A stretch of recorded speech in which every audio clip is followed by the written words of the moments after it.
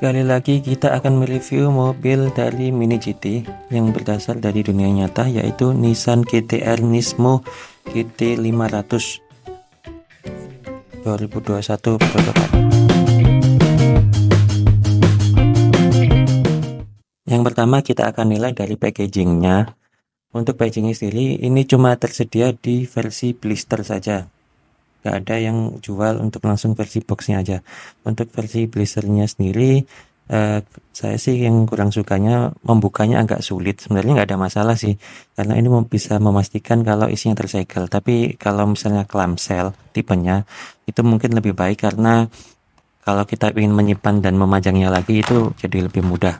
Ini boxnya, blisternya harus dibuang. Yang kedua, kita nilai dari detailnya. Kita lihat dari di bawah kaca pembesar. Untuk bagian sampingnya, saya melihat detail yang menakjubkan dari Mini GT ini. Dia membuat detail di bagian bawahnya itu sangat bertekstur sekali, sangat berkeluk sekali. Nggak ada bagian yang rusak, nggak ada bagian yang stikernya melenceng. Kacanya juga nggak retak. Terus bannya juga sesuai seperti aslinya, ada sponsornya, soalnya kadang-kadang nggak ada, terkait masalah sponsor nggak ada stikernya. Terus di bagian belakang sayangnya bagian kacanya pemasangannya mungkin tidak rapi, jadi agak gelembung dan kotor seperti itu di bagian kaca belakangnya itu. Terus untuk bagian lampunya sebenarnya kurang merah sih menurut saya, nggak seperti aslinya, itu lebih gelap dan putihnya nggak kelihatan, tapi kurang lebih di bagian belakang sesuai aslinya. Ini juga terpasang rapi. Bagian bumper belakang juga sesuai. Terus kita lihat di bagian sampingnya, nggak ada masalah seperti di bagian samping sisi satunya. Spionnya juga aman, kacanya aman. Terus seperti yang detail yang ada di dunia nyata juga, lekuk-lekuknya juga sama. Yang pasti kalau kita lihat sih puas sih ngelihatnya, karena kita dimanjakan dengan detail-detailnya. Untuk bagian depannya, yang membedakan mungkin cuma di bagian sensor di bawahnya itu yang warna merah itu. Kalau di bagian Mini GT-nya itu nggak ada.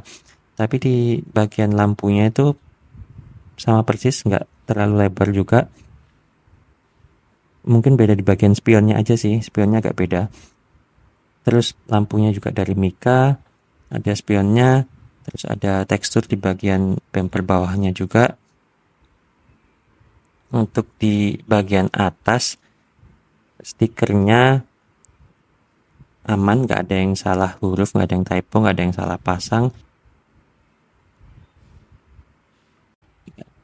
Sayang sekali tapi di bagian bawahnya itu terlalu mulus menurut saya, nggak ada teksturnya. Itu mungkin bagian yang saya agak kecewa sih.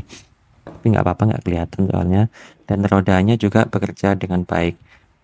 Nah, selanjutnya kita lihat dari permukaannya. Di sini dalam artian permukaannya adalah kita lihat apakah ada cat yang tidak rata, ada cat yang gelembung, atau ada cat yang defect di sini.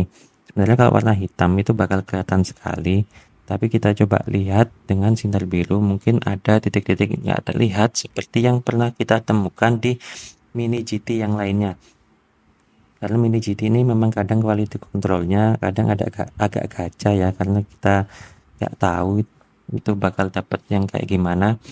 Cuma untungnya sepertinya kali ini saya mendapatkan Mini GT dengan kualitas yang sempurna. Sementara ini saya belum mendapatkan ada masalah di bagian catnya. Masih aman semua, nggak ada yang defect, nggak ada yang mungkin terlalu over ngecatnya sampai kena ke bagian yang lainnya. Semuanya pas dan nggak ada titik-titik yang nggak terlihat, yang defect yang nggak terlihat juga. Karena kalau misalnya ada defect di sana gitu, kita bakal melihat ada titik warna biru yang kelihatan dari ketika kita center dengan sinar biru ini, dengan sinar UV ini. Detailnya terlihat sangat indah, permukaannya juga terlihat sangat mulus. Bisa dibilang untuk surface di sini itu saya memberikan nilai sempurna ya, karena sangat mulus sekali untuk urusan catnya. Nah, ini untuk penampakan Mini GT-nya secara keseluruhan kita bisa lihat di sini kelihatan sangat indah meskipun warnanya hitam, karena kadang hitam kan nggak terlalu kelihatan bagus, kelihatan elegan, cuma nggak kelihatan mencolok, gitu aja sih. Nah, untuk penilaiannya coba kita nilai dari skor 1 sampai 10 dapat berapa ya? Untuk penilaiannya kita pakai skala 1 sampai 10. Untuk harga mobil ini di harga 240.000. Packagingnya saya beri nilai 9, detail saya beri nilai 9 karena bagian bawahnya tadi alasannya, surface juga 9, catnya sempurna tapi kaca bagian belakangnya tidak rapi, masih gelembung-gelembung, tapi harganya saya bilang sempurna karena menurut saya dengan detail seperti ini harganya termasuk murah. Jadi ini overall mendapat nilai 9,25 atau harus kamu miliki, must have. Terima kasih, sampai ketemu di review selanjutnya.